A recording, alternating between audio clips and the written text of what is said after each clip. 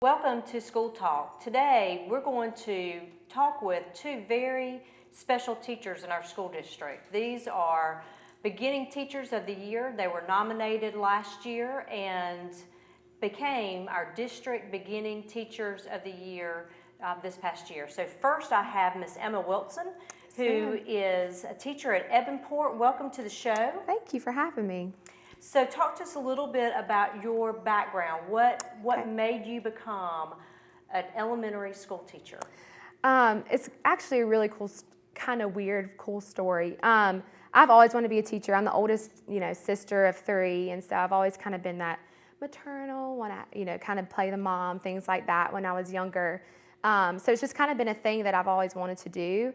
And I had the opportunity to go to Clemson University to get my degree in elementary education. When I was there, I got an emphasis in math and science. And then, very cool, I got to come back to Rock Hill Schools where I grew up and actually teach at the school where I grew up going. So that's a really, really cool opportunity. Being back at Ebenport has been incredible. It was really cool just because I walked right into school with this automatic support system because a lot of the teachers that are there still were there whenever I was teaching at Ebenport, or whenever I was a student at Ebenport. So it's been a really cool opportunity to have them as mentors and now peers, from before when they were just teachers to me. So it's been really neat. That's a great story. Yeah. And so when we say beginning teacher of the year, you were a beginning teacher of the year last year. Yes, ma'am. And then you were named beginning teacher of the year at our back to school rally. Yes, ma'am. So go back to that day. Tell me about that day and how you felt when your name was called. Yeah, that was a really awesome day. We were, at the back to school rally. It's a really cool opportunity to be there with all the teachers in the school district to kind of rally before, school comes back in. And I was really nervous, kind of like I am now, but to get my name, I was waiting to get names called, and I was finally, you called my name, and it said Emma Wilson. I was like, oh, great for that girl, because I actually got married last year, and so my name changed. So I was like, oh, that Emma Wilson, hate it wasn't me. And then all of my, peers and my colleagues were standing up cheering for me, and they made me stand up and walk down, and so it was really neat because I have a great support system, not only at my school but in the district, because I coach volleyball at Rawlinson Road Middle School. And so I saw their athletic director, Becky Browning, standing up for me, and my other volleyball coach, and then my best friend across the way was standing up cheering for me. And so it was a very surreal moment. I think I kind of tripped walking down the stairs because, of course, I would do that. But it was really, really surreal standing up there and getting to, shake your hand and shake the teacher of the year last year's hand. And I still couldn't believe it. I mean, I called my mom, or actually my mother-in-law, who I work with, actually was texting everybody, texted my husband, texted, my mom, and told me. So my phone started blowing up, and it really didn't hit me until I got back to school that night for Meet the Teacher. So it was a very out-of-body but really awesome experience. So to really talk about the magnitude of that honor, you were named the beginning teacher of the year for all elementary in our district. So tell us about the process of getting to that point. Okay. What did you have to do? Well, I got nominated from my principal, Rhonda Kelsey, for my school, which was also a very awesome experience. We were in a meeting with the literacy coaches, and an email popped up from Mychal that I needed to set a schedule to get observed from my NTI instructors. And I was like, Miss Kelsey, what is this? And she kind of explained it to me, and so that was a really great honor to be nominated from her. And then I was observed by my NTI instructors that year, and I had to get a lesson ready, and that was a really great experience because the lesson it went really, really well, and that's exciting because sometimes kids just don't. There's some days they show up and sometimes they don't, so that was really great. And then from there, we just had to wait it out all summer until the back to school rally and figure out who won. So cool. So for teachers who are about to student teach, or they're about to graduate from college, I think all of us remember our first year of teaching. Yes. and the celebrations that we have, but then also things that we learn, because I think we learn every Yes. year. What is a piece of advice that you would give to our current new teachers who have just completed 9 weeks of school? Right. What's a piece of advice that you would give to them? I would just tell them to stick it out. I know it can be a lot at once. I actually have a new teacher on our team this year, so that's been a really cool opportunity to kind of mentor her because I went through the same thing last year. And so one piece of advice I basically give her every day is just, take every day as it is. Every day looks different, especially in elementary school. So to really just put your all in it. Kids are really, really great, and they have a lot to offer, but you just got to help them get to that point, and by reaching every kid. So think about one of your greatest celebrations last year as a first-year teacher. What is something that just sticks out to you that was a highlight? I had a student last year who didn't have the best home life. And so he would come to school every day with a shield in front. He didn't want to give me anything. Didn't want to let me in, and to be really. He didn't want me to be able to help him. He didn't need that, and so he had to go to an alternative school for part of the year and kind of work his way out because of his behaviors. But at the end of the year, he really, really blossomed. And he got to, it gives me chills. He is just a great student, and he is really thriving in middle school this year. He really got to understand what he needed to work on, and it was from the help of a great, great teacher, Angie Crea, who I love and adore. We had to work together to really figure out what worked for him. And so at the end of the year, he came back, and it was just a great celebration to see a smile on his face and to get big hugs from him. And to see him, really thriving at the middle school level was a great, great accomplishment. And I can't say I did it on my own. I mean, it took a great cloud of witnesses and a great group of people to really work on that. But as we learn education, you're not on your own. It's all about working together and collaboration, and that's how you get to see successes like that. So what do you think is one of the greatest challenges that teachers, not just in Rock Hill or in South Carolina, but what is one of the greatest challenges that teachers face today? We have a lot on our plate. We have a lot between differentiating each lesson and making sure we're assessing what we need to assess and getting in time for all those things. And so I think it's time management and just all the things we have on our plate, but all of those things on our plate help us to reach the kid and to help us to really see them blossom. So it's just all the things on our plate, but it's all for the best of the kids. So being a fifth grade teacher, I assume you teach all subject areas. Yes, ma'am. What's your favorite? I love math. I love math and reading.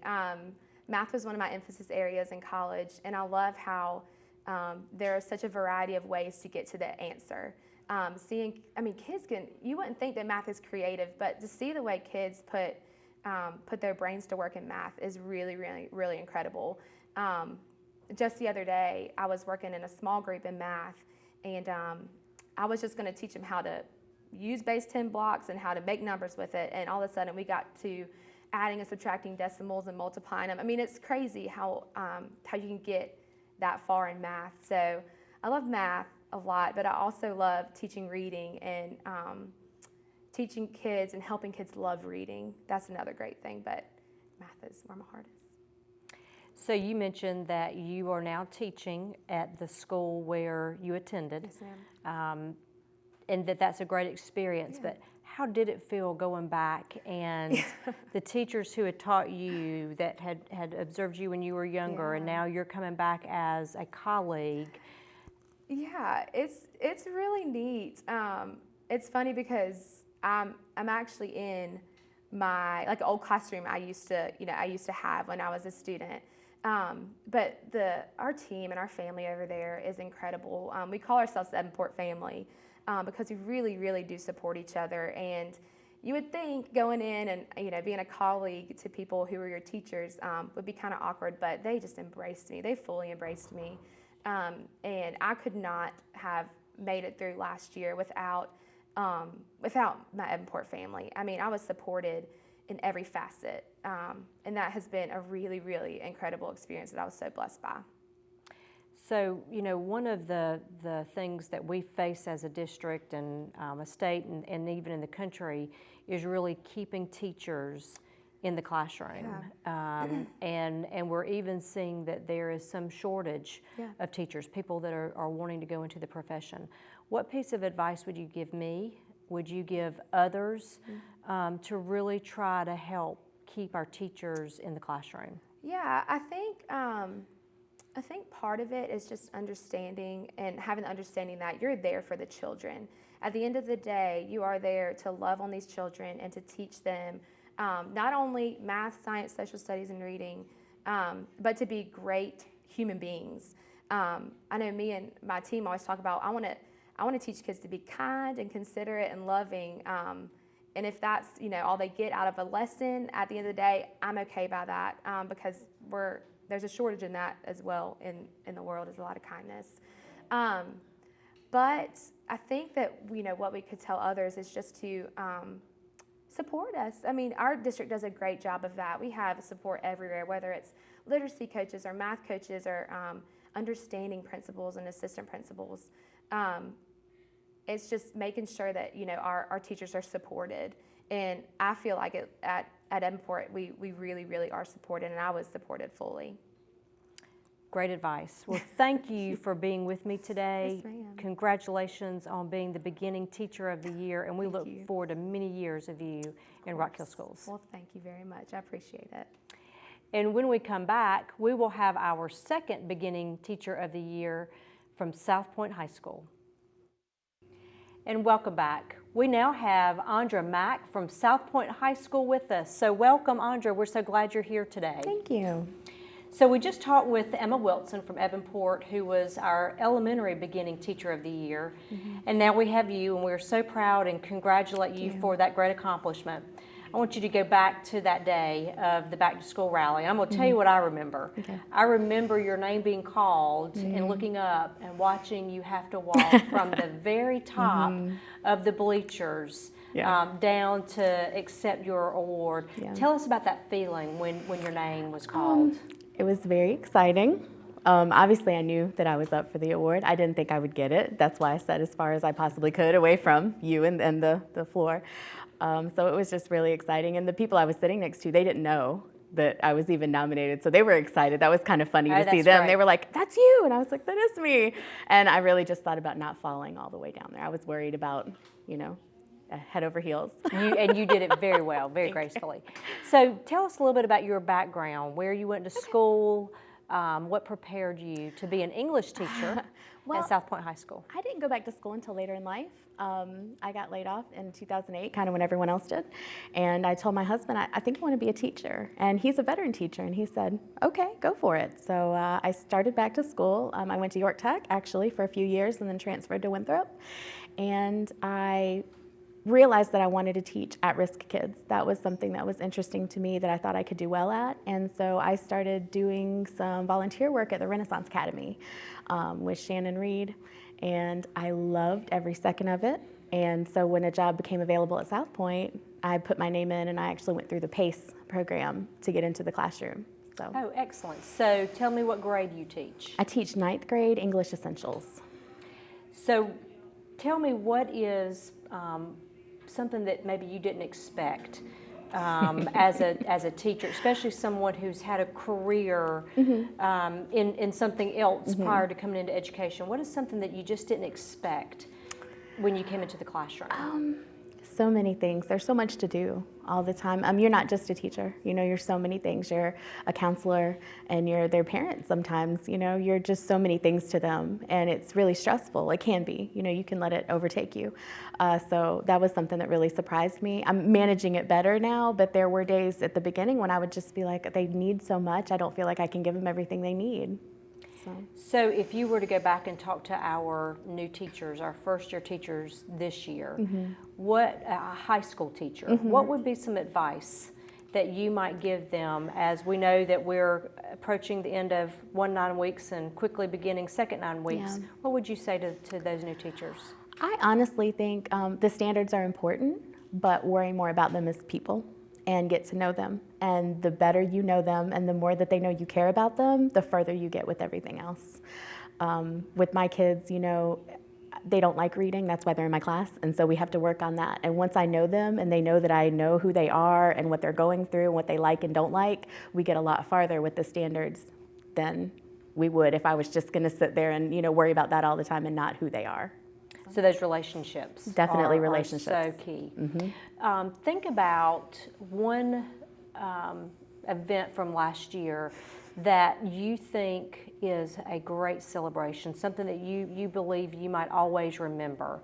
Is there one particular event or one particular celebration that just kind of stands out to you? There's so many, but I will say I have some students, again, they're very reluctant readers, and to get them to read was just so difficult, but once we did it, they wanted to read more.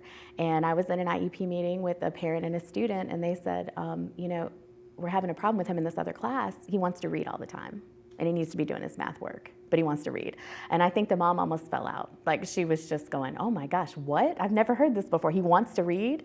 And so that, to me, when they want to read in other classes, when it's opened that door for them, that's the greatest. You mentioned that, for teachers, there's so much more to do than just teaching.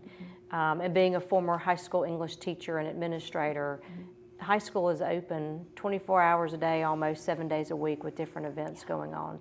And teachers really have to be a part of those extracurricular activities for students. So what are some things besides teaching English that you're a part of at South Point High School? I'm trying to start a club right now for 9th grade girls. Me and one of the other teachers that I work with, we see a need for young ladies to just have role models, and so that's something we're working on right now. We have some names of some people we want to get involved in that, and so it's kind of in the beginning stages. I go to everything that I can. Most of my students play football. I think I teach the whole football team, so I'm always there supporting them, and it's really important to them. They always, want to ask, are you coming? Are you coming? Are you going to be there? I like to go to swimming events when I can. I like to go anything that the kids are doing. I want to be involved. Right now, we're actually getting ready to relaunch our positive behavior intervention system and plan, and I'm putting together a video to get the kids excited about it.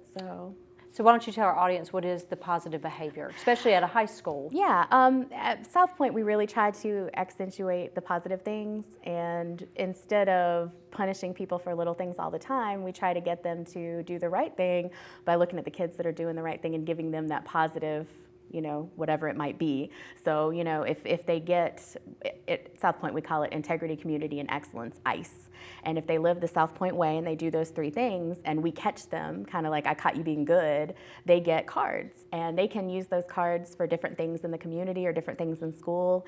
And we also have an ICE bash twice a year where if they only have 1 referral or less, they can come and do a lot of fun things with their friends after school.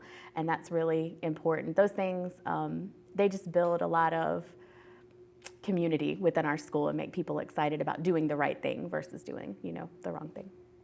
That's great. So one of the things that I asked Emma about a little bit earlier is we know that we lose teachers across the country within 5 years of teaching. Seems like if we can get teachers to get past that 5th year, then they stay in the career.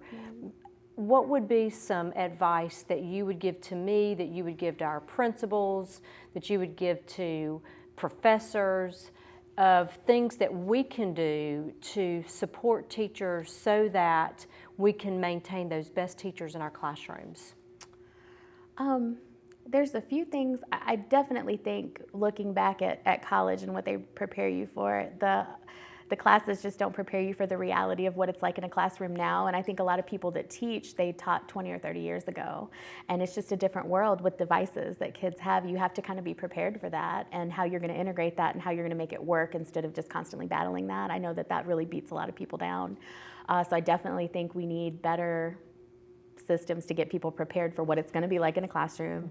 And I also just feel like maybe less initiatives and more common sense approach to getting to know your kids and making sure that you know who they are and you know what they need instead of worrying so much about checking boxes and filling out paperwork. because we do know it is a true issue, and we are seeing some shortages now with our teachers. So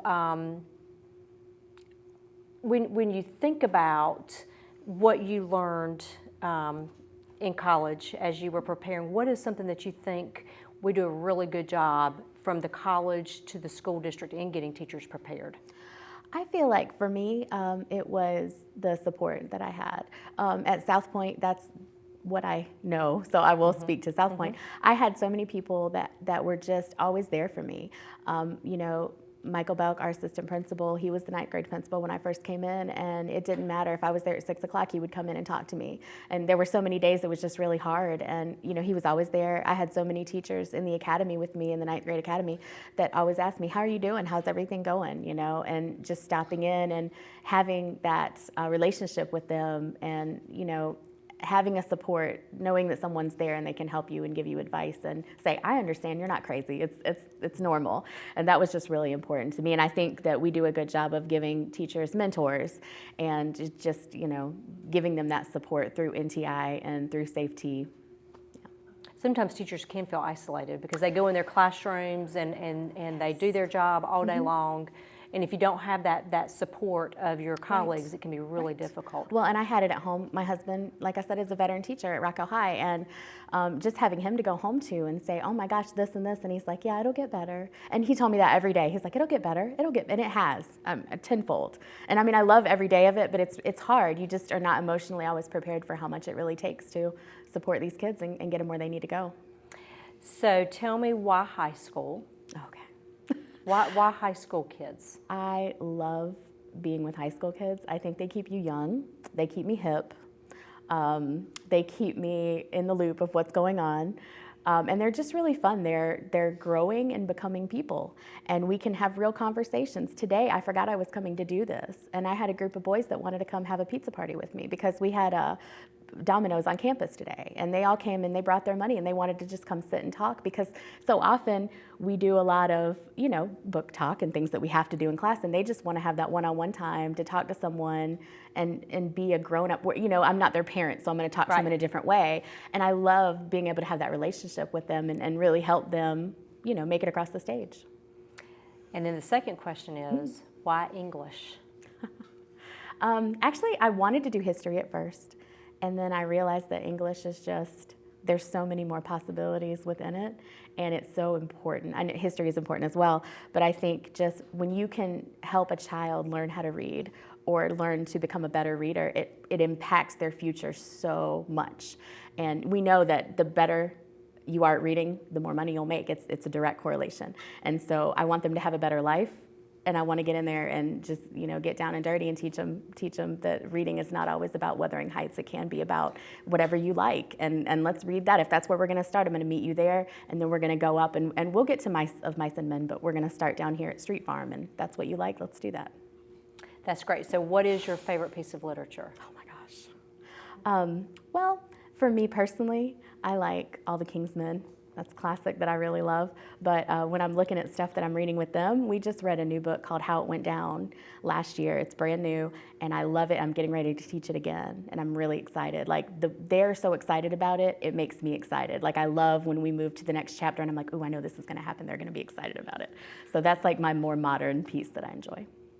Well, we are so glad to have you in Rock Hill. We know that you care about your kids. You're very enthusiastic about teaching. I can see why you were named the Secondary Beginning Teacher of the Year. So thank you, and we hope we have you in Rock Hill for a really long time. Definitely. Thank you. And when we come back, we will have Mychal Frost, who will give us an update on some events that will be happening in the district very soon. We'll be back. And we are joined by Mychal Frost, who works in our communications department. We're glad to have you today. Thank you. And I think we've got some important upcoming events coming. Will you share with the audience what those are? Well, we've got two things coming up very soon. On October 26th, which is Wednesday, October 26th, we have our second annual Moe's $3 Burrito fundraiser. And a partnership with Moe's at Manchester Village. They work with the school district and the school district's foundation to generate funds on this one day each year, and this is the second annual event. So from 10 o'clock in the morning until 10 o'clock at night, we encourage everyone that's listening and hearing this message to go eat breakfast, lunch, and dinner at Moe's. Get a burrito 3 times. Get a burrito 3 times a day, and you will in turn donate $3 to Rock Hill Schools. It's for every burrito purchase, there's $1 donated to the school district. And this being the second annual event, we want to try to increase over what we did last year. We were very surprised at the overwhelming response last year, and the fact that 1,561 burritos were sold last year, which means the school district received from Moe's a check for $1,561. Wow, that's amazing. And I understand they were pretty crowded, so they open a little bit early for us, and they stay open a little bit late on that day. They do. The hours on that day, on again, Wednesday, October 26th, 10 a.m. to 10 p.m. You're encouraged to call ahead, pickup orders count, office catering orders count. If you're ordering burritos, that would count into this total. So please plan ahead and enjoy Moe's, and we want to hear a lot of welcome to Moe's Absolutely. on the 26th. And I think you can also get a burrito bowl. You Am I right? can. Burrito bowls and burritos in the traditional sense qualify. Well, and we do thank Moe's We for their certainly do. partnership with us and with our foundation. So tell me what else we have going on. So also a very, very important and difficult event that we are hosting on October 27th in partnership with the York County Coroner as well as the other school districts in York County. It's a community forum to raise awareness of a very deadly game that we find that teens are playing, known as the choking game. It has a variety of names, but that's the more commonly referred to name. Unfortunately, in our community, this game, and is indeed not a game, but this activity has caused 2 students to die. Most recently here in Rock Hill, we had a student pass away in June, and we also in Indian Land in August, just after the start of the school year, another student died. In both cases, the families had very little information or awareness of what the choking game was, and certainly the students didn't realize the dangers involved in the activity. So we are working with those 2 families, as well as a national nonprofit that's based in Los Angeles, California, and they have representatives coming to an event next on October 27th at 7 p.m. at Sullivan Middle School. Very difficult topic to talk about, but it's a very important topic that we find ourselves needing to talk about and raise awareness to prevent future senseless tragedies and deaths of students in our community. And we really hope our parents come. It's not something that you might think your children would be aware of, but parents really do need to come and hear about it and try to help educate their children on how dangerous this activity can be. Most definitely. One thing that's striking to us as we're preparing for the event is that we're finding out in national studies that 94% of parents have absolutely no clue what this is, and certainly if they don't know what it is, they don't understand the dangers involved, whereas students certainly are aware of it and don't understand the dangers, but they at least know of the game, know the activity. So we're hoping to bridge the gap and provide information and awareness so that families can have these difficult conversations at home with information that we make available next at the meeting on October 27th. So tell us a little bit about the video clip. I think there's a video clip that is out that families can see. That's right. So on our social media pages of the district, both on our accounts with Facebook and Twitter, we have a video posted now. Certainly encourage you to take a look, and it provides some information about Carson Steele, who is the student in Rock Hill who passed away in June. It's an interview with his family, and straight from an emotional mother. It's an appeal from her to the community to attend the forum on October 27th and hear stories from her, hear stories from Garrett and Stacy Pope from Indian Land, and hear from their heart that they do not want any other families to experience what they continue to experience, and that is the loss of their son. Well, thank you for your work on that. We do hope that lots of parents will attend, community members, so they can hear more about it. Thank you so much for being with us thank today. you. And I would like to thank Catherine Stringer, who is the director of today's show, and all the members of Ms. Mensinger's class for their production of School Talk. And we'll look forward to seeing you next time.